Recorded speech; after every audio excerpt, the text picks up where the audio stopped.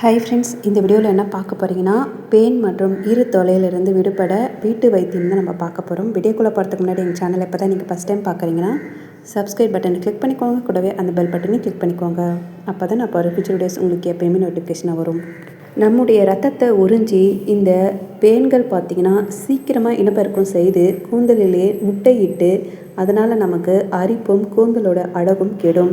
வேப்பிலை எண்ணெய் கூட தேங்காய் எண்ணெயை கலந்து தலையில் தடவி 1 மணி நேரம் ஊற வைத்ததுக்கு அப்புறமா தலைக்கு குளிக்கணும். இந்த மாதிரி நீங்கள் தொடர்ந்து 3 வாரத்துக்கு செஞ்சு வந்தீங்க அப்படின்னா பேன் மற்றும் தொல்லை ஒழியும். வேப்பிலையை அப்படியே அரைத்து நீங்கள் தலையில் தடவிட்டு சிறிது நேரம் கழித்து நீங்கள் அலசிடலாம்.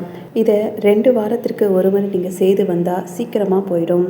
நீங்கள் படுக்க போகிறதுக்கு முன்னாடி அந்த தலையணை கீழே நீங்கள் வேப்பிலைகளை தூவிட்டு அது மேலே படுத்தீங்க அப்படின்னா பேன் தொல்லை நீங்கும். சீத்தாப்பழத்தோட கொட்டைகளை 2 நாட்களுக்கு சூரிய வெப்பத்தில் நீங்கள் காய வைத்து அதை பொடி செய்து அதை தேங்காய் எண்ணெய் கூட கலந்து இரவில் தூங்குறதுக்கு முன்னாடி தலையில் தடவிட்டு காலையில் வெதுவெதுப்பான நீரில் குளித்து வந்தீங்க அப்படின்னா பேன்கள் தொல்லை ஒழியும். குப்பை மேனி கீரையானது பேன் தொல்லை போக்குவதில் முக்கிய பங்கு இருக்குது. குப்பை மேனி இலையை அரைத்து அதை தலையில் ஒரு 1/2 மணி நேரம் ஊற வைத்து பின்னர் குளிக்க பொடுகு தொல்லை முற்றிலுமாக போயிடும். 2 நாட்களுக்கு ஒரு முறை நீங்கள் பேன் சிப்பை பயன்படுத்தி வாரி வருவது ஒரு சிறந்த தீர்வாகும். எந்த கெமிக்கலும் இல்லாமல் பேன்களை நீக்க இதுவே சிறந்த முறை அப்படின்னு மருத்துவங்க சொல்கிறாங்க.